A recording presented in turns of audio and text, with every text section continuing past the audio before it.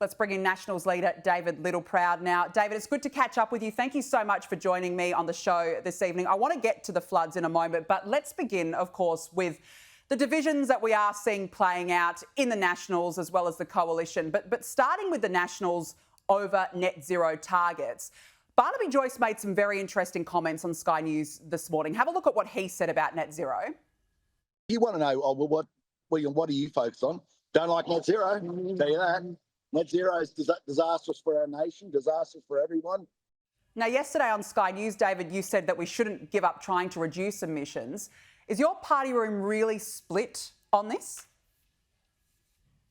No, we've got a party room position, but obviously during this period of Parliament, like in the last period, we'll continue to review some of those policies, including net zero. And I think we've got to understand that the world's finding it increasingly more difficult to achieve net zero by 2050, and there's a serious economic impact. So what we need to do is be very sensible about making sure that we have an energy mix, and that's why we were very principled about our position with the Liberal Party moving forward.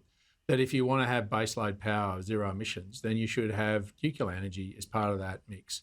You should have a technology agnostic approach that goes beyond that as well, can I say. If you look at Japan, they have around 24% of their grid is nuclear, around 30% is renewables, and the balance is Australian gas and coal that's being burnt there.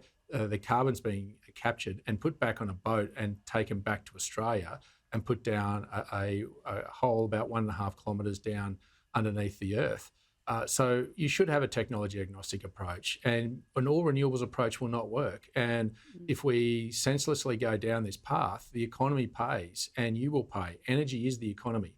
And so we need to be pragmatic. We need to be honest with the Australian people, and the National Party will be. We'll have many more debates on this and other issues, and we will be prepared to make the tough decisions. But that'll be predicated by the entirety of the party room, not individuals, not me, not any other individual, but us as a collective. All right, well, let's talk about your leadership now. Again, I want to play what Barnaby Joyce said this morning. He said that he will not put his hand up for a leadership position. Have a look. I'm not going for leadership. I'm just get that one sorted. If the party decides to change, and no one's rung me up for numbers or inquiring, but if the party decides to change, it changes. It's how it works. All right, so Barnaby Joyce is ruling himself out. How confident are you, David Littleproud, that you will remain leader of the party? Well, I'm pretty relaxed. If you look at what I just did, we didn't flip-flop. We stared the Liberal Party down and we didn't blink. We made it very clear that if they wanted to re-sign the coalition with us, there were 4 policy principles we couldn't just let slide by. We needed a guarantee, a very strong guarantee. And I didn't have that, so we walked away. And it wasn't until Thursday morning I got a text from Susan Lee to say, can you come around to my office? I want to litigate where we are. And she made it very clear to me that she'd have a party room meeting to try and give me the certainty, the National Party the certainty that they asked for. In fact, what I've done is delivered. We've got those 4 assurances, and that now means that the coalition talks can continue, and I've had constructive talks today with Susan Lee. We want to be in a coalition, but I'm not going to walk away from the values and principles of the people who sent me to Canberra. And that's not just about energy grid, that's also about making sure that we have childcare places in regional areas, doctors in regional places, telecommunications that keep people safe in times of emergency. So I'll stand by what I've done. I'll stand by my record. I've made the tough decisions as leader of the Nationals. I was the first one to lead a political party to say they wouldn't support the Voice. I stood up on divestiture, stood up to back nuclear. I'm comfortable in my own skin. I'll put it in front of anybody, and I've just delivered those policy areas to the National Party in a coalition agreement. I'll put my record up, and if it's not good enough, I can live with it. No, I completely understand what you're saying. I guess, you know, the way that it has played out over the last week, it's been a very public spat. He said, she said. I mean, it really is like it was a 2-day divorce. But, you know, I've got to ask, what was the point of a 2-day divorce?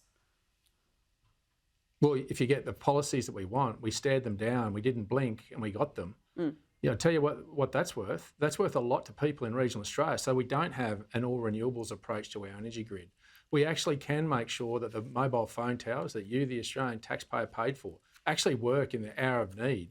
It's about those childcare places, about filling in some potholes for the councils out there, and training our own to be doctors and nurses for. That's what it's about. Right. I'd rather come to Canberra and live with some values and principles and look people in the eye that I return to and represent and say, you know what, not just because of political expedience, I traded it away. I stood by it. I had the values and principles that you asked me to make sure no matter what. And there were people in my party room that were going to lose pay, lose position.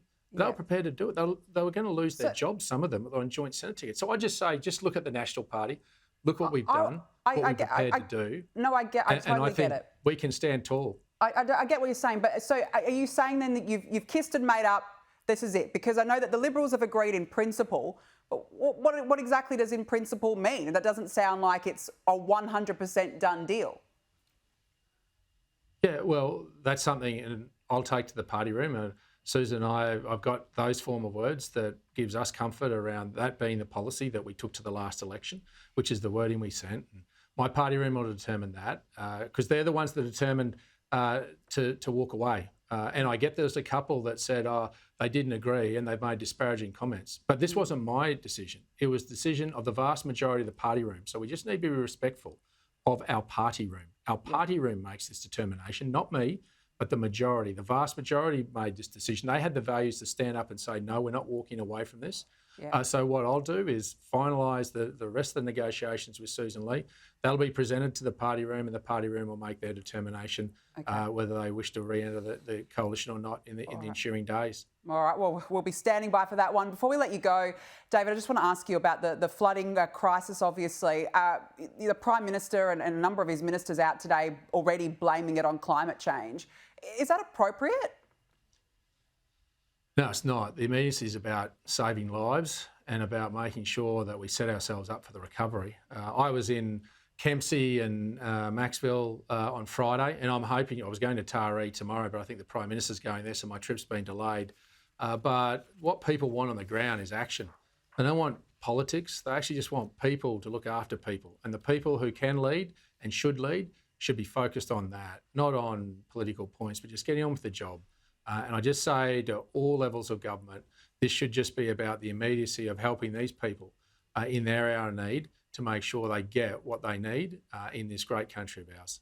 Absolutely spot on. David Littleproud, it's been nice to catch up. Thank you very much for joining me on the show this evening. Really appreciate it.